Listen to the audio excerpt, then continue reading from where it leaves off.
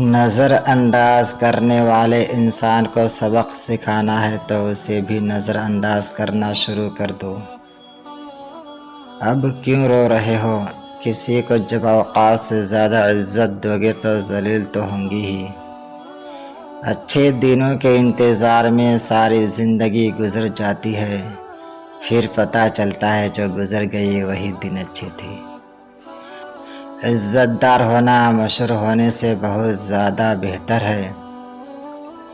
اگر تمہیں زندگی کی حقیقت معلوم ہو جائے تو بے شک تم کوئی اور ساتھی نہ چنو گے سوائے عشق حقیقی کے۔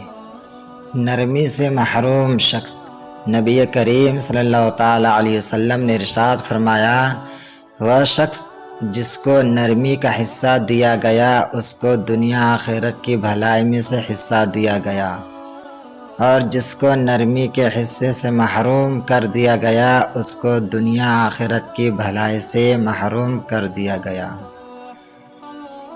بہتر مومن، نبی کریم صلی اللہ تعالیٰ علیہ وسلم نے ارشاد فرمایا، ایمان کے لحاظ سے کامل بہتر مومن وہ ہے جو اخلاق میں سب سے اچھا ہے۔ حیا اور ایمان، نبی کریم صلی اللہ تعالیٰ علیہ وسلم نے ارشاد فرمایا، حیا اور ایمان باہمی ساتھی ہیں، جب ایک ختم ہو جاتا ہے تو دوسرا بھی ختم ہو جاتا ہے۔ ابن عباس رضی اللہ تعالیٰ عنہ کی روایت میں ہے کہ جب یہ چھین لیا جائے تو دوسرا بھی خود چھین جاتا ہے۔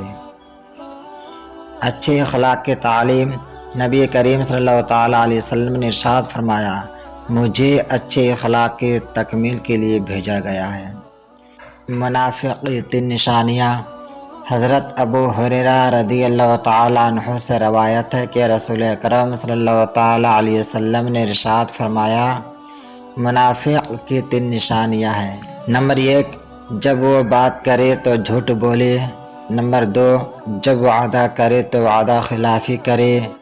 نمبر 3، اور جب اس کے پاس امانت رکھوائی جائے تو اس میں خیانت کرے۔